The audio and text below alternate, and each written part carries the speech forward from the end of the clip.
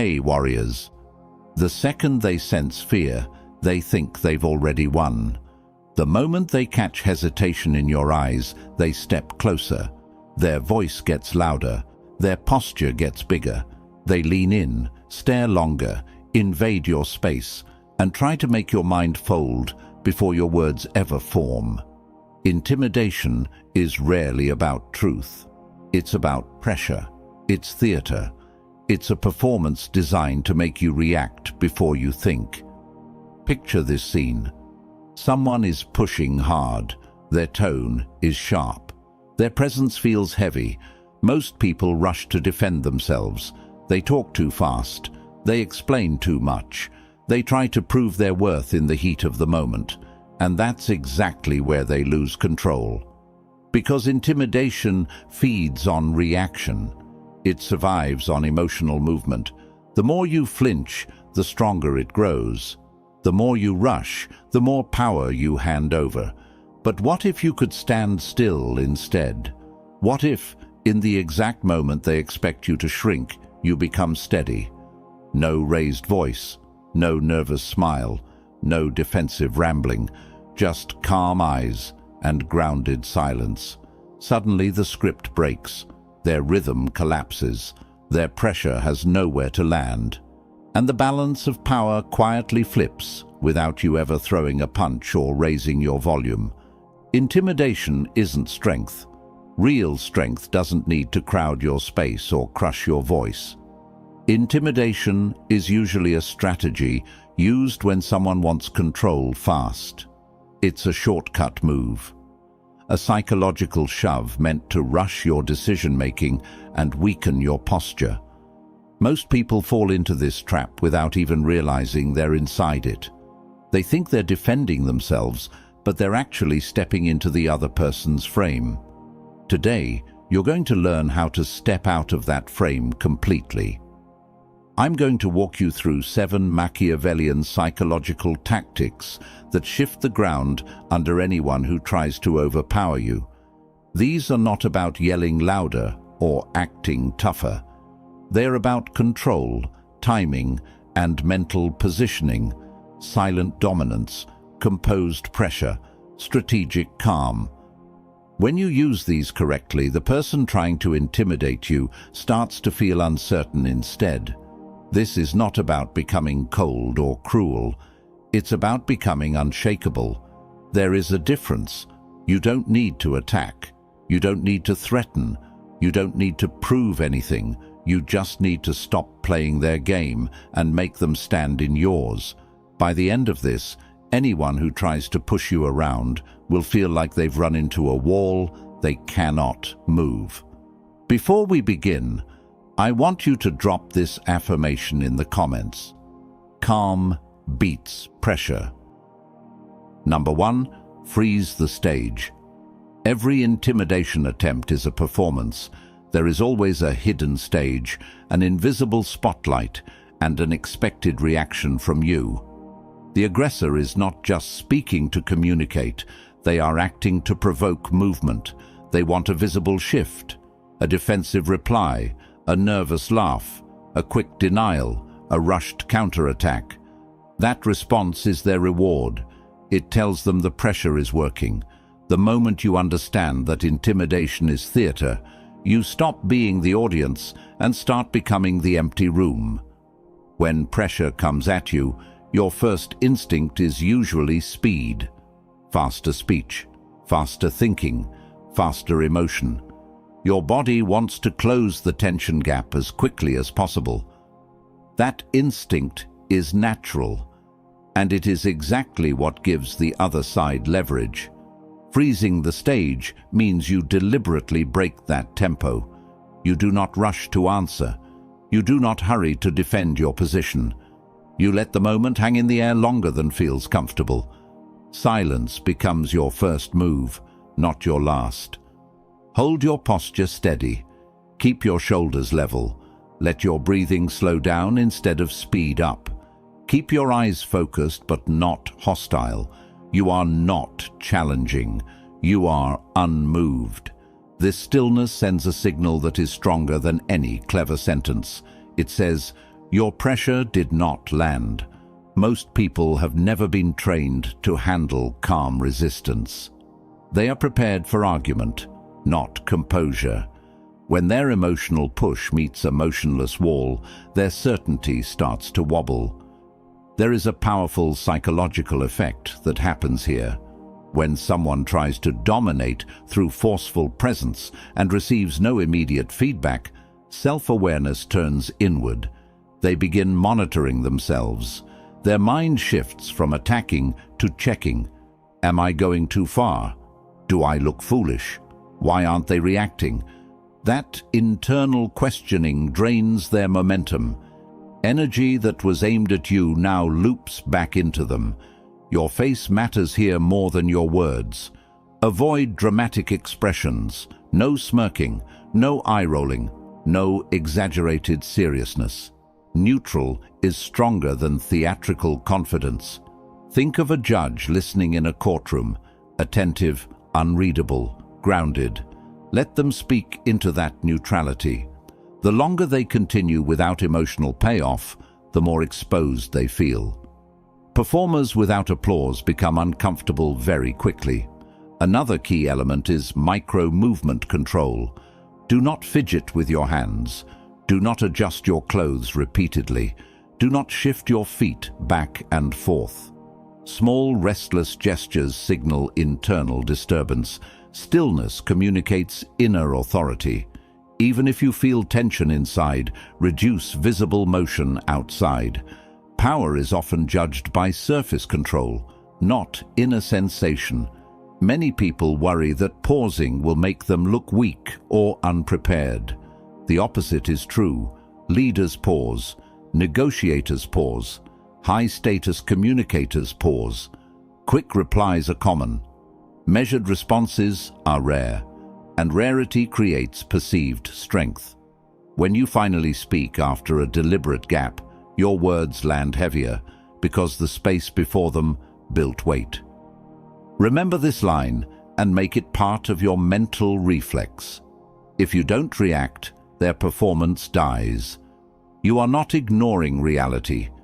You are removing their stage lighting. Without reaction, intimidation has nothing to feed on. The encounter shifts from emotional combat to psychological imbalance. In your favor. Drop this affirmation in the comments. Stillness is power. Number 2, make them reveal. Pressure works best when it stays vague, forceful, and one-directional. The intimidator throws statements like punches, sharp, loud, and forward, hoping you stay busy blocking instead of examining. Your counter is not louder resistance. Your counter is precision inquiry. You turn the spotlight around and make them unpack their own words.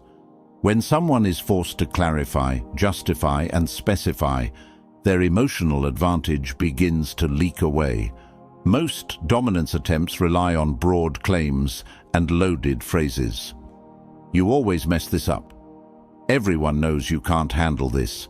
This is a terrible decision. These lines feel heavy because they sound final, but they are often built on air. The moment you calmly ask for definition, the weight drops. Ask in a steady voice, what exactly do you mean by that? Which part specifically? Based on what evidence? Walk me through your reasoning. Each question is like turning on another light in a dark room. Shadows stop looking frightening when fully lit. The key is tone. Your delivery must be even, grounded, almost curious. Not sarcastic, not challenging. Clean curiosity disarms faster than confrontation. When your question sounds genuinely investigative rather than defensive, the other person cannot easily accuse you of being combative. You are not fighting, you are examining. That shift forces them out of attack mode and into explanation mode. Explanation is slower, cognitively heavier, and emotionally weaker than accusation. There is a psychological law at work here. The person doing the explaining is spending status energy. When they must keep supplying reasons, details, and logic, they are working harder than you. Cognitive load rises. Verbal stumbles increase. Emotional momentum fades. Meanwhile, you remain composed, asking short, surgical questions. You are steering without pushing. Use narrowing questions rather than open, wandering ones. Start broad, then tighten. What exactly is the problem you see? Which outcome concerns you most? Where did you get that information? What would you prefer instead? Each layer reduces exaggeration and exposes assumptions. Many intimidation tactics depend on emotional exaggeration. Specificity dissolves exaggeration. Another advantage appears. Contradictions surface. When someone speaks aggressively, they rarely maintain internal consistency. As they elaborate, gaps appear between their earlier claim and their later reasoning. Do not jump on those gaps immediately. Let them keep talking. Silence after their answer often pulls out even more detail. People rush to fill quiet space and often reveal more than they intended. Your body language should remain receptive but firm. Slight head tilt, steady eye contact, minimal nodding. Avoid rapid agreement signals. You are listening, not surrendering. Keep your breathing slow enough that your voice never climbs in pitch. Vocal steadiness communicates that you are not under threat. This approach also protects you from emotional hijacking. Questions anchor your mind in analysis rather than reaction. Instead of thinking, "How do I defend myself?" you think, "What is actually being claimed here?" That mental pivot alone reduces stress chemistry and improves judgment. Remember the principle: when pressure is forced to explain itself, it shrinks. You are not dodging, you are dissecting. And once intimidation is dissected, it rarely survives intact. Number 3, speak slowly, move slowly. Urgency is the fuel of intimidation. The person applying pressure wants speed, fast answers, fast concessions, fast emotional reactions. They try to compress the moment so tightly that you don't have room to think. Your countermeasure is deliberate tempo. You stretch the moment instead of letting it be squeezed. You slow your speech pattern, your gestures, even your head turns. Controlled pacing signals internal command in a way volume never can. When human beings feel threatened, their nervous system accelerates. Words come out clipped. Sentences stack on top of each other. Pitch rises. Breathing becomes shallow. All of this broadcasts stress. Even if your arguments are strong, rushed delivery makes them sound fragile. A measured cadence, on the other hand, makes simple language sound authoritative. Pace shapes perception more than vocabulary. Start with your breathing rhythm. Inhale through your nose, let the air settle low, then speak on the exhale. This naturally reduces vocal speed and lowers tone. Lower tone is associated with steadiness and credibility across cultures. You are not trying to sound dramatic. You are aiming for grounded. Imagine each sentence weighs something. You place it down, you don't throw it. Insert small pauses between thoughts, not awkward gaps, intentional spacing. A brief beat before answering a charged remark creates gravity. It shows you are choosing your words rather than being pushed by emotion. Listeners interpret chosen speech as stronger than reactive speech. The pause also forces the other person to wait inside their own tension, which weakens their emotional surge. Your physical motion should match your vocal tempo. Quick hand movements, finger pointing, and abrupt shifts in stance suggest agitation. Instead, keep gestures economical. One hand movement instead of 5. One posture adjustment instead of constant repositioning. Think economy of motion. High-status presence is usually quiet in movement, not busy. There is also a contrast effect that works in your favor. Aggressive behavior often looks chaotic when placed beside calm pacing. When one person is loud and fast while the other is steady and unhurried, observers, and even the aggressor's subconscious, assign stability to the slower presence. Stability reads as strength. Speed reads as strain. Be careful not to drift into sluggishness. The goal is controlled tempo, not lethargy. Your words should remain clear, your articulation sharp. Slow does not mean dull, it means deliberate. Each phrase should feel placed, not spilled. If you notice your rate climbing, consciously shorten your sentences. Shorter lines are easier to deliver with control. Another benefit appears internally. When you regulate pace, you regulate emotion. Body tempo and emotional intensity are linked. By slowing outward behavior, you send feedback to your nervous system that the situation is manageable. That feedback loop helps keep your judgment intact. Use this mental cue. Pressure speeds up. Authority slows down. Let that guide your timing. You are not matching their storm. You are changing the weather around it. When your tempo stays anchored, their attempt to rush you loses its grip. Now, I want you to drop this affirmation in the comments. My pace wins. Number 4. Control the space. Human interaction is never only verbal. Territory, distance, and positioning constantly send signals beneath the surface of conversation. An intimidator often tries to win physically before they win verbally. They step too close. They loom. They angle their body to crowd your line of sight. They try to make you retreat by inches. Those inches matter. Each small backward shift quietly transfers authority. Your objective is not confrontation. It is spatial ownership. Start by becoming aware of your footprint. Plant your feet at a natural shoulder-width distance. Balanced, not rigid. Weight evenly distributed. This stance alone changes how pressure feels in your body. When your base is stable, your voice and eye contact stabilize more easily. Narrow footing leads to sway and micro-retreat. Grounded footing communicates readiness without aggression. If someone advances into your personal zone, resist the reflex to step back instantly. Most people yield space automatically to avoid discomfort. That automatic yield is exactly what a dominance move is trying to trigger. Instead, hold position for a beat. Let them be the one who feels they crossed a boundary. Often they will self-correct when they realize you are not shrinking.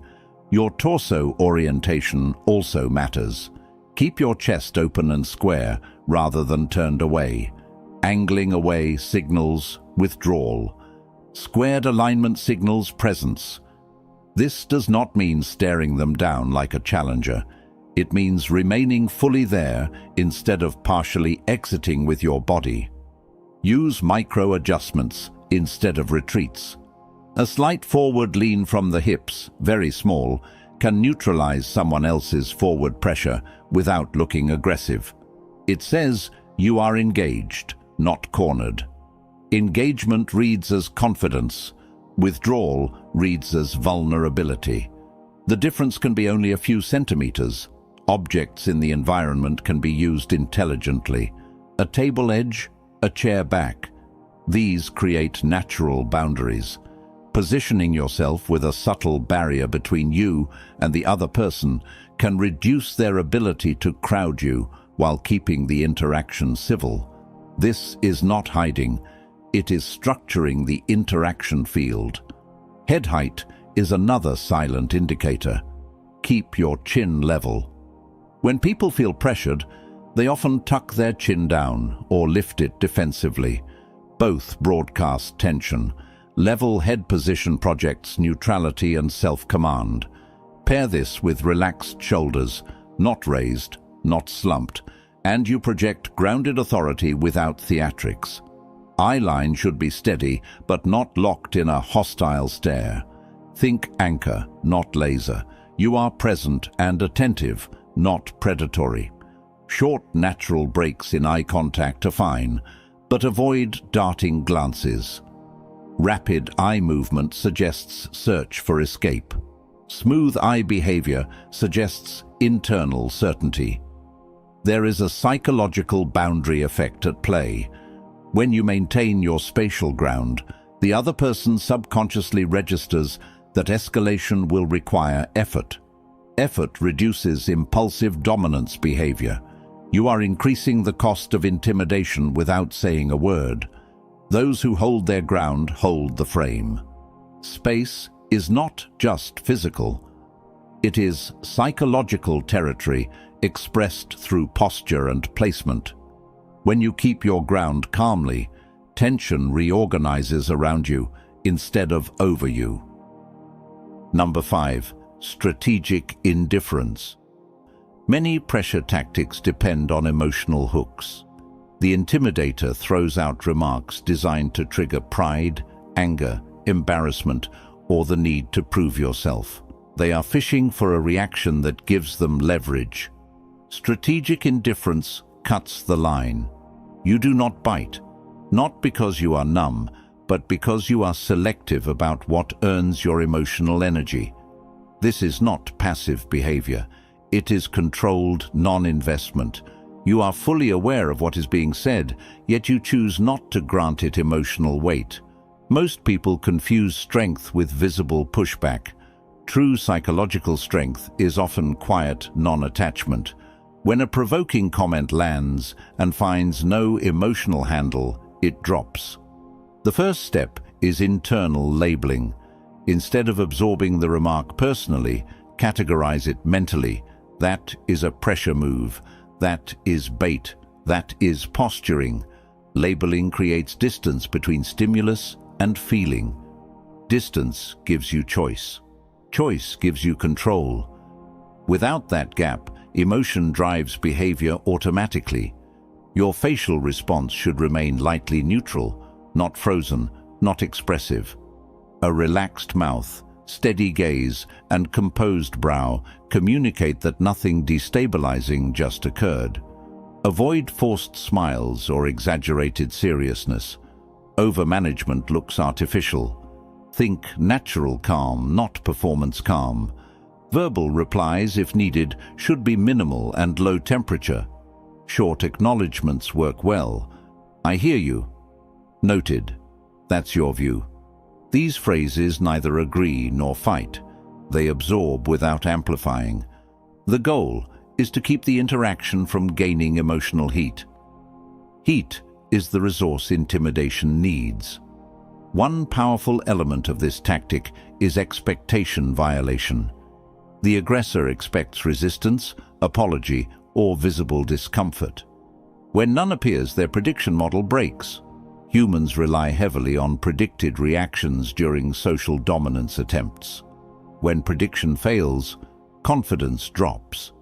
They may push harder briefly, but without emotional payoff, escalation becomes tiring. Watch your micro-signals: quick defensive laughter, sarcastic tone, sharp sighs. These leak emotional engagement even when your words are neutral. Smooth delivery matters. Think of your voice as level water, not choppy waves. Even your blinking rate can communicate tension. Slower blinking often reads as calm presence. Strategic indifference also protects your decision quality. Emotional hooks narrow thinking. Non-attachment keeps your cognitive field wide. You can evaluate the situation instead of being pulled inside it. That wider mental frame allows smarter next moves, whether that is boundary setting, redirection, or exit.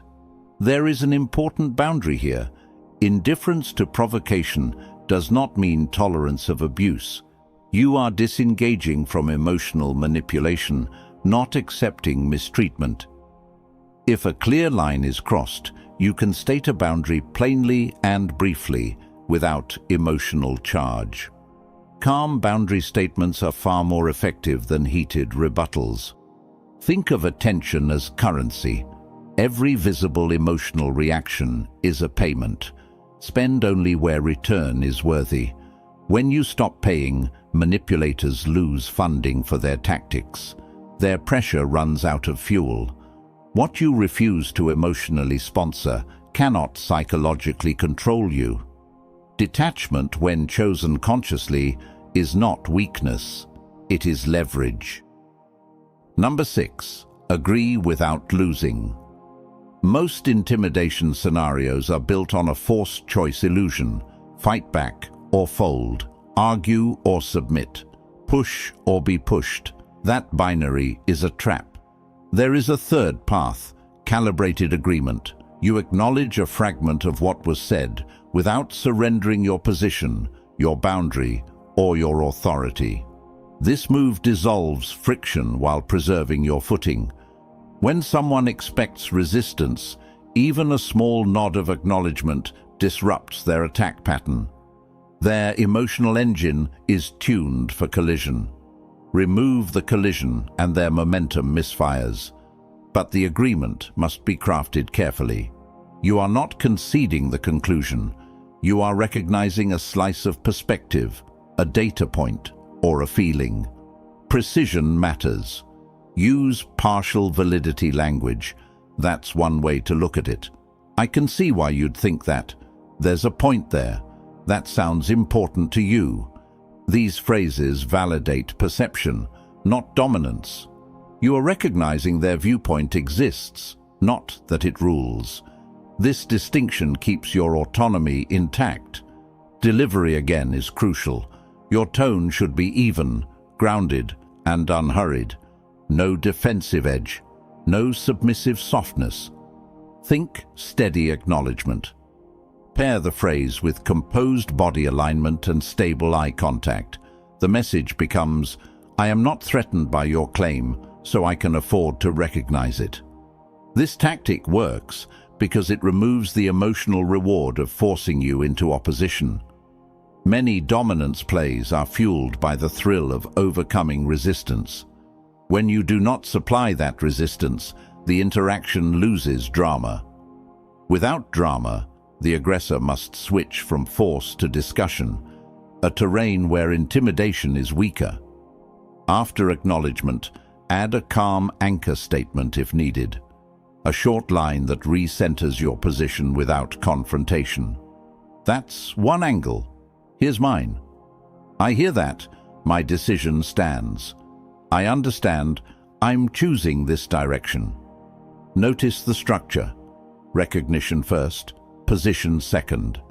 This sequence lowers friction while keeping control. Avoid over-explaining your stance afterward. Lengthy defense turns your move into justification, which drains authority. Keep your anchor brief. Brevity signals certainty. Long defense signals doubt. Let silence carry some of the weight after you state your position. There is also a neurological effect here. When people feel heard, even partially, their threat response drops. Lower threat response reduces aggressive persistence. You are regulating the other person's emotional temperature without yielding ground. That is advanced interaction control. Be careful not to stack too many agreement phrases. Excessive validation sounds appeasing. One clean acknowledgement is enough. After that, return to neutral listening posture. Let the conversation rebalance around the reduced tension. Internally, this move requires ego discipline. The urge to instantly counter every strong claim is powerful. But reflex contradiction often escalates conflict unnecessarily. Selective agreement shows confidence because it demonstrates you are not afraid of someone else's viewpoint existing near yours. Think of this as verbal aikido. You redirect force instead of meeting it head-on. The energy passes by rather than crashing into you. Calm recognition becomes a shield that looks like cooperation but functions like control. You can grant acknowledgement without granting authority. Those are not the same currency. Spend the first when useful, protect the second always. I want you to drop this affirmation in the comments. I yield nothing. Number 7. Leave calmly, win silently. The final move in any high-pressure encounter is the exit. Most people focus so much on what to say during confrontation that they forget how they leave determines the lasting impression. The closing moment becomes the memory anchor. Whoever controls the ending controls the story people replay afterward. A composed departure is a power statement that requires no applause and invites no argument. Intimidators often try to prolong the exchange. They want the last word, the last jab, the last emotional spike. They understand that extended engagement increases the chance you will slip, react, or over-explain. Your advantage appears when you refuse unnecessary duration. Once your position is stated, your boundary is set, or your acknowledgement is given. You do not linger in circular tension. You disengage with steadiness. The mechanics of a strong exit are subtle. Your voice remains level through your final sentence. No speed up, no trailing uncertainty. Use clean closing lines, such as "We're done here, I've made my decision," or "We can revisit this later." Short, final, neutral. Avoid decorative language. Finality sounds strongest when it is simple. Your body transition matters as much as your words. Do not spin away abruptly. That reads as escape. Instead, shift orientation smoothly. Gather your belongings without hurry. Straighten your posture before you move. Take your first step at a natural walking pace, not a rush. Unhurried motion communicates internal certainty. Rushed motion suggests relief or fear. Facial expression should remain composed through the exit window. Many people hold control during dialogue, but release it the moment they turn away, sighing, shaking their head, muttering. That leakage erases earlier strength signals. Maintain neutral composure until you are fully out of interaction range. Another important element is explanation restraint. You do not owe a long justification for disengaging. Over-explaining at the door reopens negotiation. Negotiation reopens pressure. Pressure invites new hooks. A concise close preserves your frame. Think door closed, not door half open. Silence after exit is part of the tactic. Do not send follow-up messages driven by leftover adrenaline. Do not relitigate the moment with the same person immediately. Time distance protects your authority and prevents emotional aftershocks from reshaping the outcome. Quiet space after disengagement lets your calm ending define the encounter. Observers, if any are present, read departures carefully. The person who leaves centered and unflustered is usually judged as the one in control, regardless of how heated the middle became. Social memory weights endings heavily. Use that bias. Internally, this step reinforces self-command. Walking away deliberately tells your own nervous system that you are not trapped. That reduces stress imprint and builds future confidence. Each composed exit becomes training data for your brain. Pressure does not own me. Understand the core truth here. Dominance is not proven by forcing continuation. It is proven by choosing conclusion. The one who can disengage without agitation demonstrates freedom of position.